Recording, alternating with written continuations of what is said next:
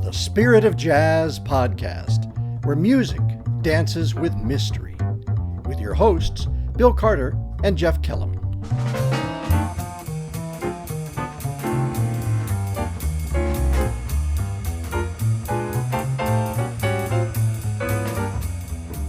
Welcome back to the Spirit of Jazz podcast. This is Bill Carter. And I'm Jeff Kellum. It's good to be with you, Jeff. What have you been up to? Bill, I've got, as you know, hundreds and hundreds of LPs. I've been realizing that the only way that I can play them is to share them with people. And so I've been kind of working on maybe doing an hour-long community radio station program, sharing some of this music. So that's what I've been working on. Cool.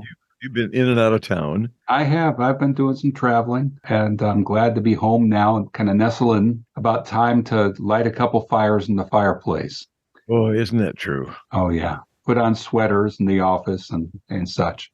We're entering into a busy season with Halloween past, with the holidays, Thanksgiving through Advent, through Christmas, through New Year's. One of the sad details is that in my neighborhood, as I drive around, a number of the houses already have their Christmas lights up. They're blinking, and we're skipping past Thanksgiving. And, you know, that's actually one of my favorite holidays because we sit down and we not only eat a big meal and gather families, but we pause to say thanks. I think we need to put together a show today about thanks, about gratitude. Yes, I agree. A few years ago, I did a half-hour radio program. Was surprised to find a number of jazz pieces that express gratitude or thanksgiving in one way or another. We often think of music as being romantic songs, but every once in a while you find something that touches the heart that's a little bit deeper. Yeah, that's true. And I think of some of the musicians, some of our friends. Bill Mays has a prayer for Thanksgiving on one of his solo albums. And then that George Winston, who's not quite jazz, but almost, had an album called December, which opens with a tune called Thanksgiving. And there's just something about melancholy and remembrance and hope all bundled together. Yes, and as the world seems to reel from one conflict after another, and some of them natural disasters, we get so burdened by what we perceive to be so much wrong that we kind of overlook a lot of the right. Yeah. I'll tell you, at the end of the day, to look back and say, I know I can find 5 things to be thankful for. Well, and isn't gratitude something that either surprises us, we're suddenly grateful for a gift or a sunset or a relationship, friendship, but it more often is something that needs some intentional reflection and recollection. I think every once in a while something grabs you. You read something and you think, boy, that reminds me of this person or this event. And some of us don't act on that. And every once in a while, though, I have to tell the quick story of reading a book it's a commentary on the Psalms. And I had the author as one of my teachers in seminary. And I thought, I ought to let him know that this has been helpful to me in my ministry. And I wrote him a note, and he wrote a wonderful handwritten note back. Wow. Yeah, calling me Jeff. No, he never called me Jeff in seminary. I had lots of names in seminary. Mr. Kellum was the nice one. But that warm feeling that I got from his expressing gratitude for my gratitude. I mean, that was a wonderful circle that happened. Oh, what a wonderful story. I remember being surprised one time when I picked up an album by the great pianist Horace Silver called the Hard Bop Grand Pop. It was near the end of his career, and he wrote a tune called Gratitude, and it's often the case, he would construct the melody from a brief poem that he would compose ahead of time. And it goes like this. It's gratitude, a grateful attitude that gives latitude to see us through. We have so many gifts that we neglect. If we take retrospect, we find it's true. It's gratitude, a grateful attitude, not a platitude. Won't you agree? If we will start to count our blessings as they mount, we'll find we're lucky as can be. Who would have thought Horace Silver was a poet? That's it. It's not, classic poetry, but it works. And it reminds us count our blessings, look back, and particularly to pay attention to what has come as a gift to us. Yeah. I think of musicians on a bandstand who have just done a set, and then look at one another afterward and think, man, what a great solo that was. Thank you. Yeah. And thank you for your contribution to what we did tonight. Yeah. I remember going backstage. It was a Bailey Hall at Cornell University. You know that place. I know that place. Yeah. And I think I was 20 years old. I called my friend Mark, who was a student there, and we went to hear the Count Basie Orchestra. And it was near Count Basie's end of his life, and they were amazing. I mean, just so subtle and kind of slow shuffling out on stage, and then bam, it's an hour and a half of sheer swinging all night, just tight. And when the concert was over, I said, come on, let's go backstage, say hi. They kind of looked at me, and I go lead the way. We find the backstage, and we go back, and there are like 4 guys from the orchestra sitting around a card table. There's the Count. He looks tired, which at that point in his life he was. There's an empty bottle of Maalox on the card table. And he looked up at me and said, yes, son. And I said, Mr. Basie, I love your music. I've grown up with it. And I'm here to say thank you. Wow. And he looked at me, kind of nodded, and I was dismissed. And we're walking out, and Mark said, didn't you want to talk to him? I said, I just did. I said everything I needed to say. Thank you. Bingo. So let me tell you a story about a song of gratitude. I will actually slip into the piano room in a little bit and play a little bit, and so you can hear some.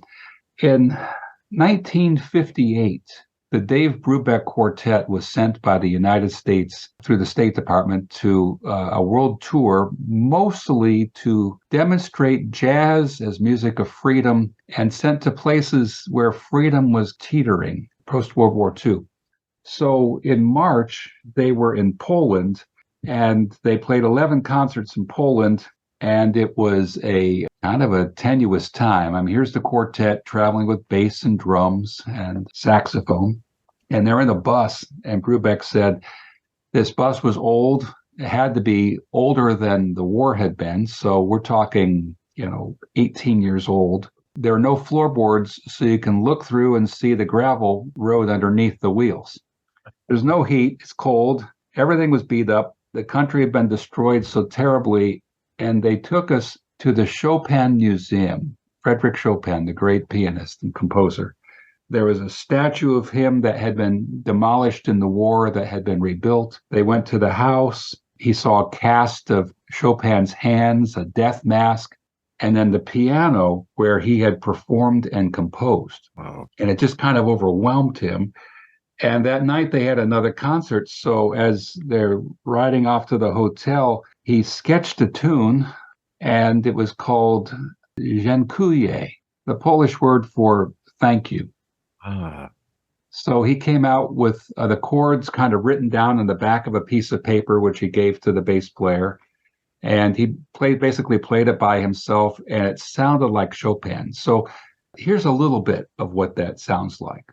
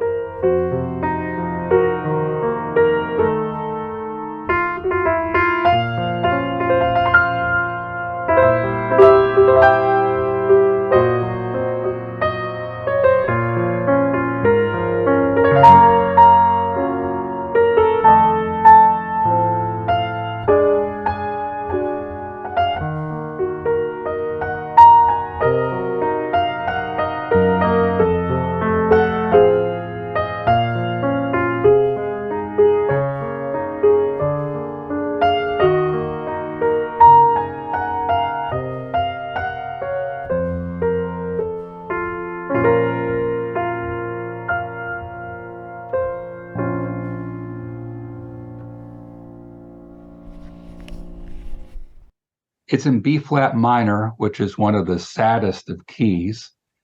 And he said we played it, and I was adding like Chopin-like flourishes to it.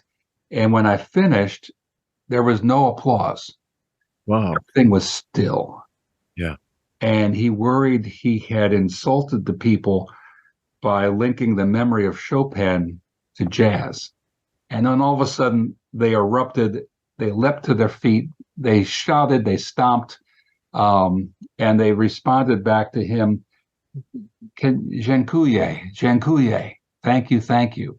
Right. Which is kind of what he was thinking the tune was. But it was an incredibly rich tune, which now anybody can find on Jazz Impressions of Eurasia. That was the album, which was all inspired by that State Department trip. Yeah. But I think of the melodies that linger long afterwards, the ones that warm our hearts and connect us to the things for which we're grateful. Yeah. Many years ago, there was a team in our denomination who were writing so-called contemporary music. You remember Avery and Marsh. Yeah. Songs that they wrote that stayed with me a long time, especially after I heard them tell the story of what was behind it. It was called Love Them Now. And the rest of the line was Love Them Now before they've gone away. And it was to express your love for people before you've lost them. Well, love is one thing, and expressing thanksgiving and gratitude to those folks while you still can. Yeah, sometimes absolutely. It is too late. Absolutely. And with jazz, just as I felt toward Count Basie and what his music had done with me, inspiring me, igniting a passion and a hope for this music, I think a lot of musicians come from a lineage before them. There are very few jazz musicians that are completely unique and independent. Yeah. I mean, some of the most unique, like Thelonious Monk, he grew up, he was traveling on the gospel piano circuit. He's got a solo piano recording of Blessed Assurance, Jesus is Mine. He knew how to play hymns. When he recorded them, he made sure they were just kind of a little bit out because he was a little bit out. But it was a recognition of the tradition. I think I've shared before that many of the jazz vocalists that I've heard have said they've come out of the church, that they learned to sing in church choirs, or they learned to play in church. And then as they grew up and perhaps went to school, perhaps didn't, although they've left that music behind, the gospel tinged music. Well, no, they haven't left it behind. They simply put more secular lyrics to it, perhaps. But that's part of what their heritage was. And for that, I'm sure they're grateful. Yeah, I know a lot of musicians, and you do too, who have felt the church was a little too confining, or spiritually have felt they kind of moved beyond some of the restrictions that religious leaders of their childhood had placed upon them. The don't drink, don't dance, don't chew, or date the girls that do kind of nonsense. But there's a recognition that there's something spiritually alive that needs to then be transmitted to the next generation. Mm-hmm. So the music continues. In fact, that Brubeck piece, Dziękuję, after Brubeck put that piece together, recorded it, performed it here and there, he was consulted by a dancer of Polish descent, Dania Krupska. She heard the tune and she wanted to know, could he use that tune to develop a ballet, and commissioned him to develop it. Dave, being Dave, with his creative ferment mind, he came up with 8 different variations on that tune, the original one and then 7 more. He did them as a scherzo, a blues, a fugue, a rag, a chorale, a waltz, and then, of course, a la Turk. Are these available? These are available. In fact, there are a couple of recordings I know of. It was retitled Points on Jazz. John Salmon of the University of North Carolina, great pianist and friend of Dave's, has recorded this on John Salmon Plays Dave Brubeck. And then Dave, of course, expanded that once more and took the piece and developed it for 2 pianos. And he was able to do the Paratori brothers, Anthony and Joseph Paratori, Points on Jazz and other works for 2 pianos. And it's just wild. And if we weren't going to break copyright violations, I'd play the whole darn thing for the rest of the podcast. Right. That's right. That's all we'd have to do. Then the license holders would not be saying thank you to us, but more like see you in court. Yeah, or cough it up. Surest way to kill gratitude. But I'm grateful for that imagination and knowing A, that it's possible, and B, that imagination propels the music forward. Mm-hmm. It doesn't keep it in the past. It pushes it into the future. Yeah. Isn't it interesting that people enjoy hearing oldies? People enjoy going to the symphony to hear the great chestnuts or whatever they're called, the war horses or familiar tunes. Yeah. When you go to a concert, you want to hear the cut the way it was on the record as you remembered it. When really, when music is alive, it keeps developing and building and changing and transforming. And if we're open to that, then we too can find ourselves maybe open to more imagination than we realize, or transformed in some way simply because, wow, that's fresh and new. That's right. That's part of the gift of jazz. Even if it's an old tune, it's brought here and now into the present. So it's building on that tradition, affirming that tradition, and yet offering it for a new day. So I'm looking back and I'm grateful. I'm grateful that my mother insisted on piano lessons. I'm grateful for my piano teacher who is exceedingly patient to me. I'm grateful for band teachers, music teachers in public schools who said, yeah, why don't you sit down and try your hand at playing, Liz? And I'm grateful for the high school band teacher who called me out of study hall and said, what are you doing Saturday night? We need a piano player for our band. Mm-hmm. You know, folks who took an interest in me and wanted to cultivate that, and in some ways have projected me into the future.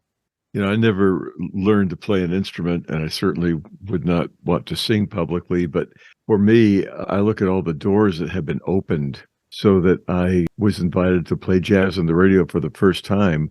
And that came because I was at a classical music station, and a professor at a predominantly Black school wrote to the station and said, why don't you play some Black classical music? We said, we call it jazz. The door opened, and I was given this couple of hours on Saturday night to play jazz. There it is. You know, one thing after another. I've done probably 5 or 6 jazz radio shows, one of them syndicated, and wow, if I hadn't had those opportunities, I never would have met Dizzy Gillespie or Stan Getz. I think of the musicians I've stumbled upon their music, and it opened a whole new vista for me. Someone had given me Miles Davis live at the Fillmore, and one album is Friday night and the next one is Saturday night.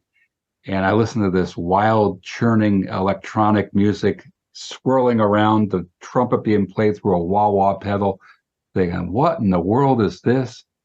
And I gave it to my Spanish teacher in high school, and he said, I think he had a better night on Saturday than Friday.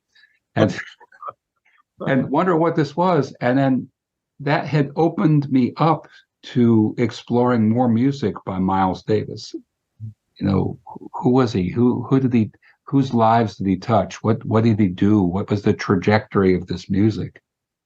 Because I sensed there was something vital and breathing in the middle of it. So we cannot say thank you to Miles Davis or to George Shearing, for that matter, long gone.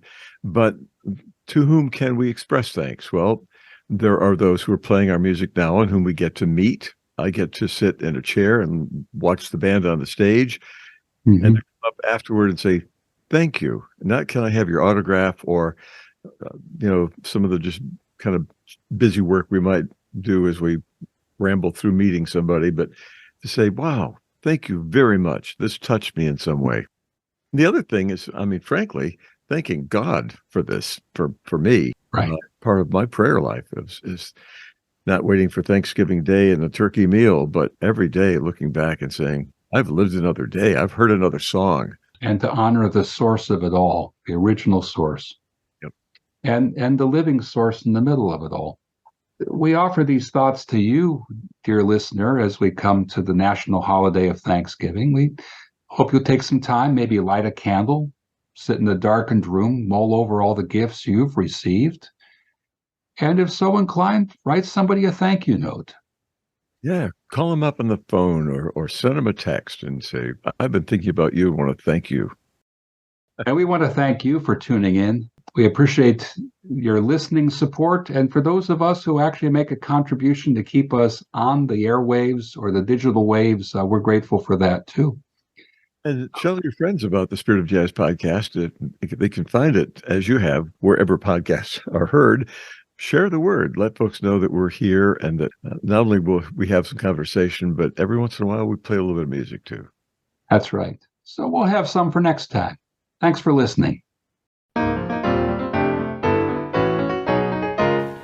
Thanks for listening to the Spirit of Jazz podcast. This is a production of Presbybop Music.